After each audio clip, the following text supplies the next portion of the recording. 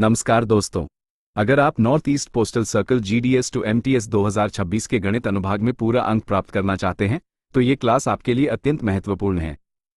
आज हम प्रश्न संख्या 41 से लेकर 50 तक के सभी सवालों को आसान और स्पष्ट भाषा में हल करेंगे। इन सभी सवालों में कुछ ऐसी ट्रिक्स हैं जो परीक्षा में आपका काफी समय बचाएंगी, इसलिए इस व्याख्यान को ध्यान से समझें।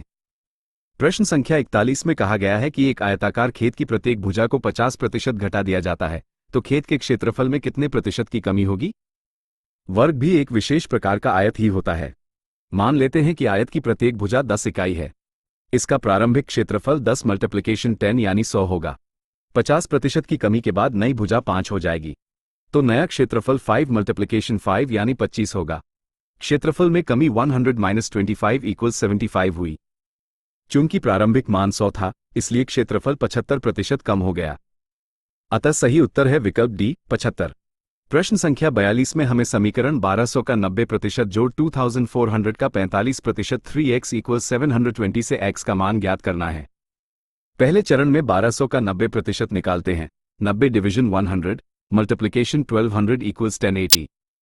दूसरे चरण में 2400 का 45% निकालते हैं। 45 डिवीजन 100 मल्टीप्लिकेशन 2400 = 1080।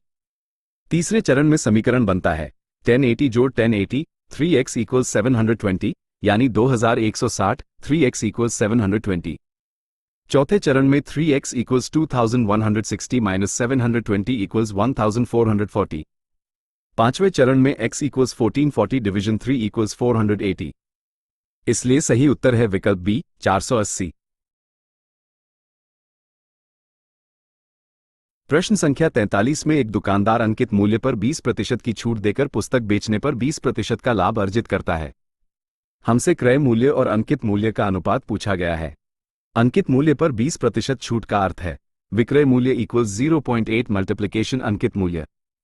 क्रय मूल्य पर 20% लाभ का अर्थ है विक्रय मूल्य = 1.2 मल्टीप्लिकेशन क्रय मूल्य।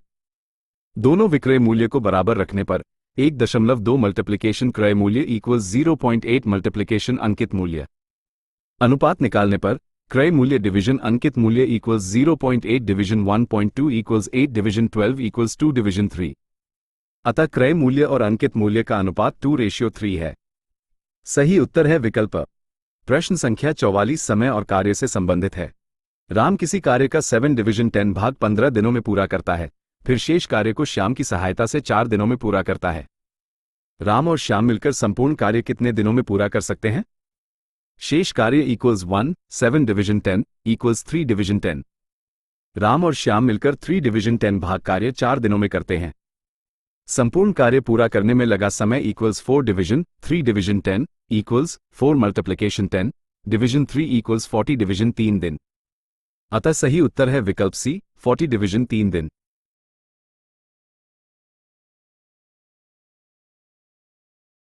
प्रश्न संख्या 45 गति, दूरी और समय पर आधारित है। 30 किलोमीटर की दूरी तय करने में गौरव सौरभ से 2 घंटे अधिक लेता है। यदि गौरव अपनी चाल दोगुनी कर देता है तो वो सौरभ से 1 घंटा कम लेगा। गौरव की चाल क्या है? मान लेते हैं गौरव की चाल g किलोमीटर प्रति घंटा और सौरभ की चाल s किलोमीटर प्रति घंटा है।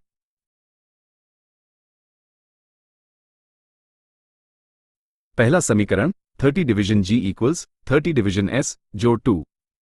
चाल दोगुनी 2 ग्राम करने पर दूसरा समीकरण 30 डिवीजन 2g = 30 डिवीजन s 1। समीकरण 1 में से समीकरण 2 घटाने पर 30 डिवीजन g 30 डिवीजन 2 ग्राम = 3। 15 डिवीजन g = 3 यानी 3g = 15, जिससे g = 5 किलोमीटर प्रति घंटा प्राप्त होता है।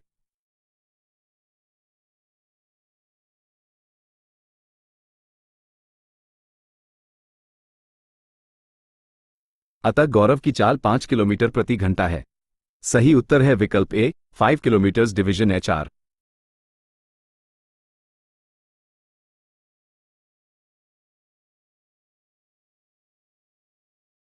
प्रश्न संख्या 46 में एक फार्म में 40 घोड़े 40 दिनों में 40 बैग घास खाते हैं, तो एक घोड़ा एक बैग घास कितने दिनों में खाएगा?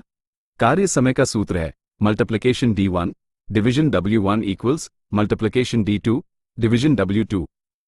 यहां = 40, D1 = 40, W1 = 40 तथा = 1, W2 = 1। मान रखने पर 40 multiplication 40 division 40 equals 1 multiplication D2 division 1।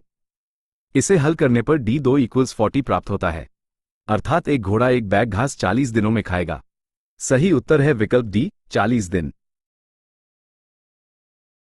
प्रश्न संख्या 47 में एक दुकानदार अंकित मूल्य पर 75% और 80% की दो क्रमिक छूट देने के बाद एक वस्तु को 500 रुपये में बेचता है।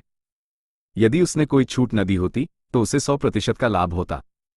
वस्तु का क्रय मूल्य क्या है? पहला चरण, अंकित मूल्य MP ज्ञात करना। 500 equals MP multiplication 175 division 100 multiplication 180 division 100। 500 equals MP multiplication 1 division 4 multiplication 1 division 5 equals MP multiplication 1 division 20। MP equals 500 multiplication 20 equals 10,000 रुपये। दूसरा चरण, क्रय मूल्य CP ज्ञात करना। बिना छूट के विक्रय मूल्य 10,000 रुपये होगा जिस पर 100% लाभ है। 10,000 equals CP जोड़ 100% of CP equals 2 multiplication CP। CP equals 10,000 division 2 equals 5,000 रुपये। अतः सही उत्तर है विकल्प डी 5,000 रुपये।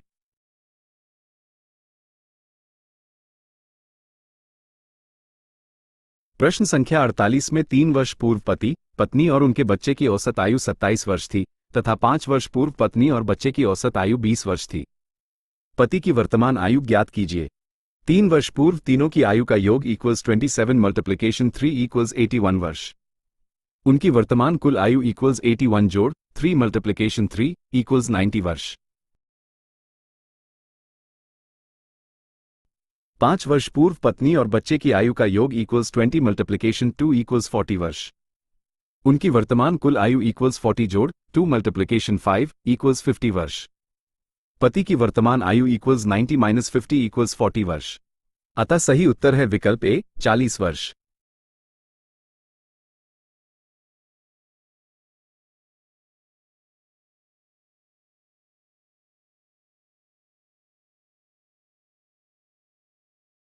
प्रश्न संख्या 49 में बॉडमास नियम से व्यंजक को सरल करना है। 28 डिवीजन 10 4 जोड़ 32 डिवीजन 4 जोड़ 10 डिवीजन 2 1। कोष्ठक हल करने पर 4 जोड़ 5 1 इक्वल्स 8। समीकरण बना 28 डिवीजन 10 4 जोड़ 32 डिवीजन 8। भाग करने पर 2.8 4 जोड़ 4। जोड़ और घटाव के बाद उत्तर प्राप्त होता है 2.8। अतः सही उत्तर है विकल्प बी 2.8।